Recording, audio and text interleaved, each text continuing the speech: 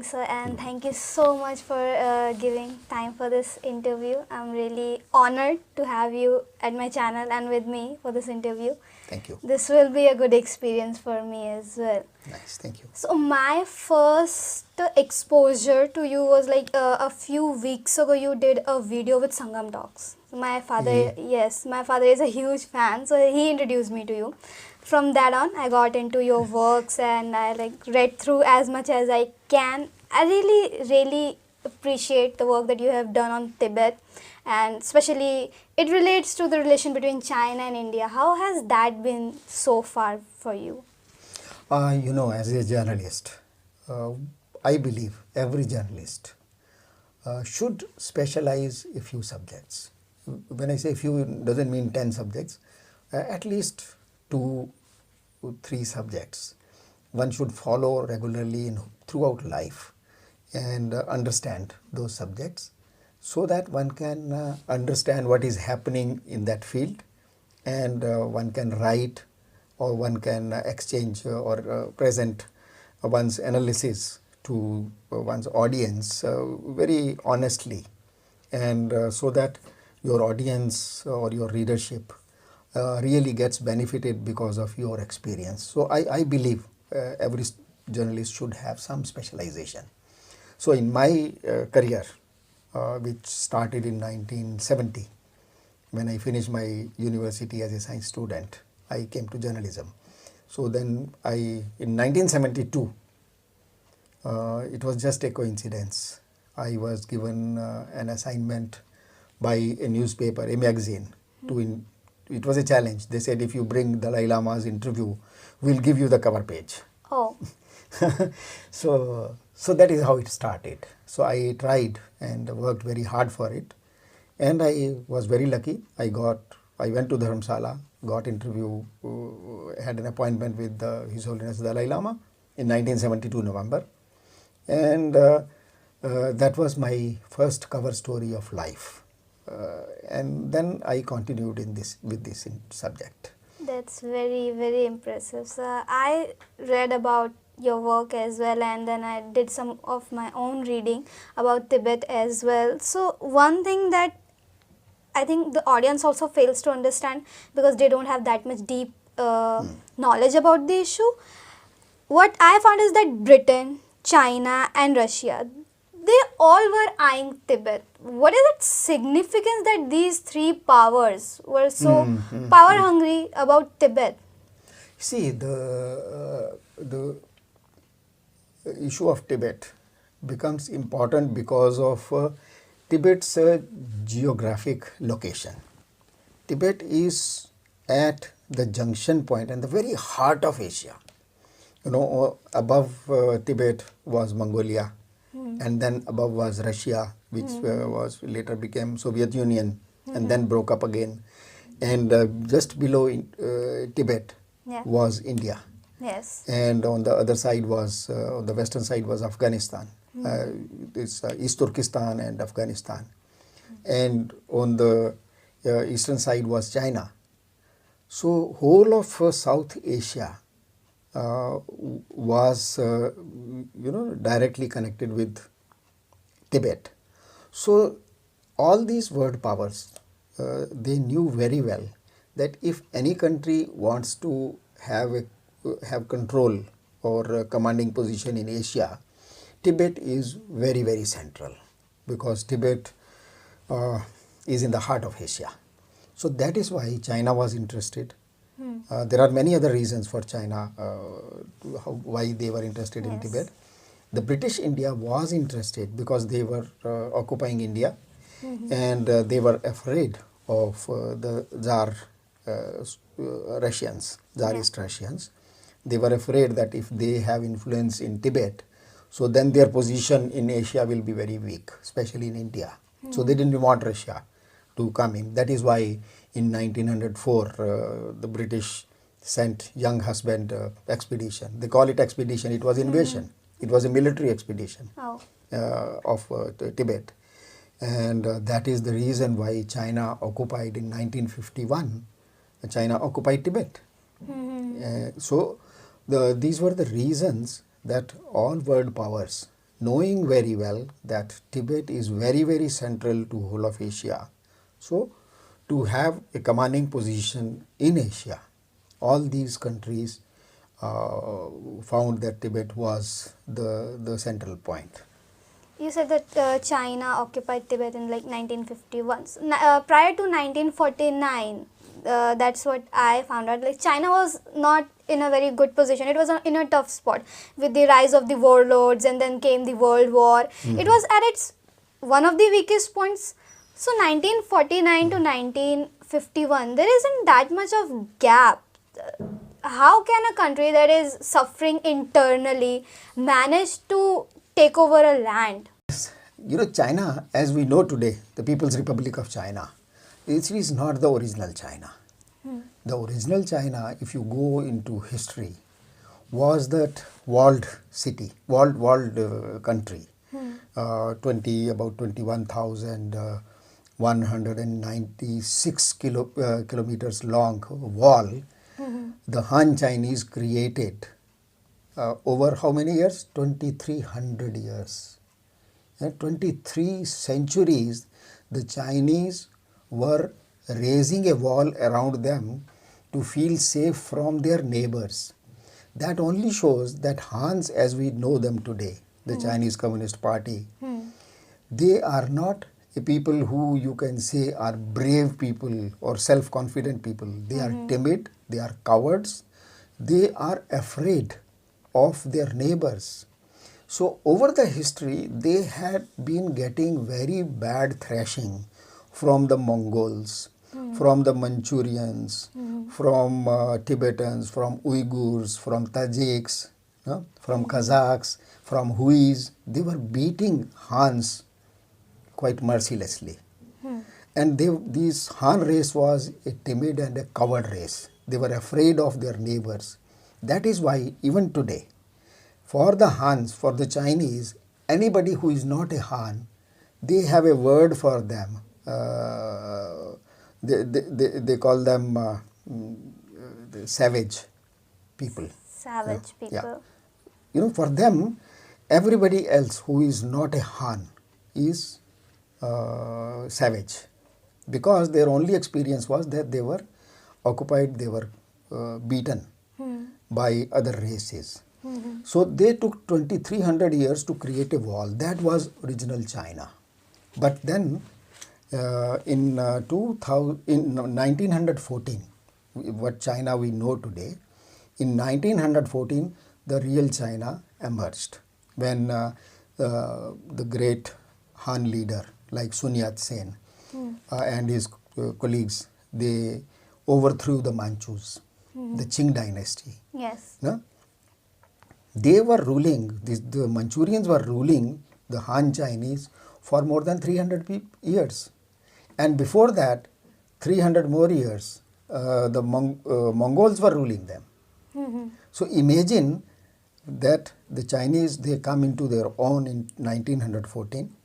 At that time again, you can see, I will share with maps with you, and you will find that even that China was surrounded by their own occupied areas of China. You know, there was a British China. So Mao Zedong, he was afraid that after the revolution, he may not remain the supreme leader, because the other communist leaders were quite brilliant, and one day they could think of removing him. So in advance, he started two movements. One was the Great Leap Forward, and then was the Cultural Revolution. Especially in Cultural Revolution, before that he had already realized that within the Communist Party he was not holding much power. Even his article which he had written for People's Daily, it was rejected by the editors, although he was the supreme leader. So he had got indication that there was opposition in the party. So he started this Cultural Revolution, and in this revolution he did not take help of the senior leaders.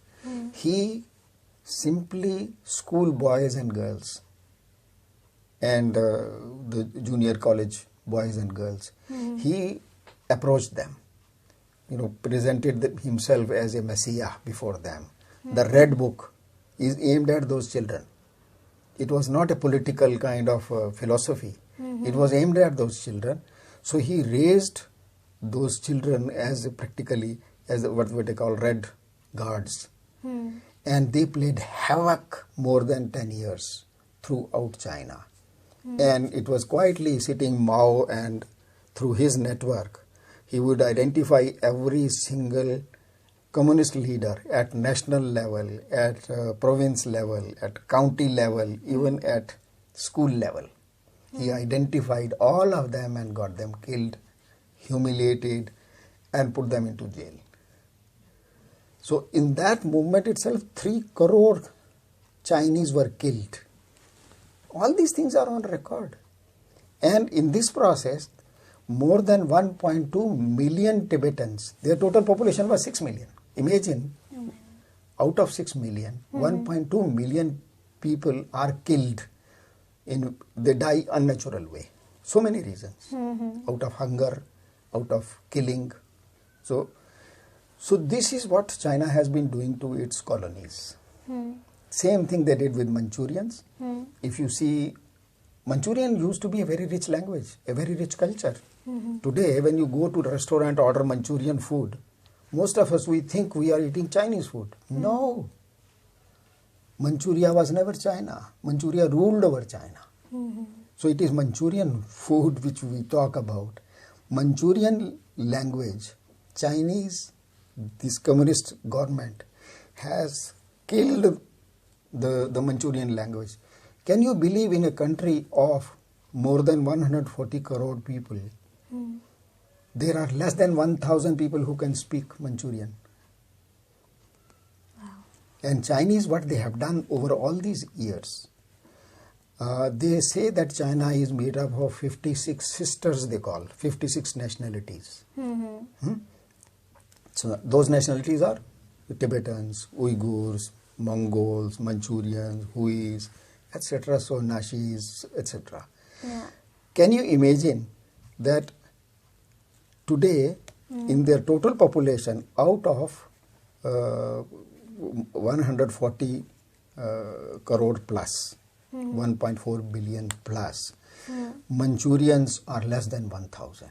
Who can speak that language. Through forcible marriages between Hans and Manchus, through population transfer, thousands of Manchurians would be picked up and transferred to an area in China, maybe 2,000 kilometers away, and settled there permanently. And they will become meaningless there.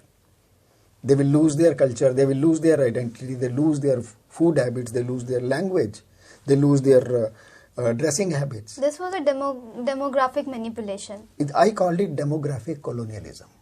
China has been practicing demographic colonialism on all these other 55 so-called sisters. And out of those 55 sisters, the big sisters are Tibet, Xinjiang, South Mongolia, Taiwan, Hong Kong, so Manchuria. These are a little bigger sisters whom they have yet to finish.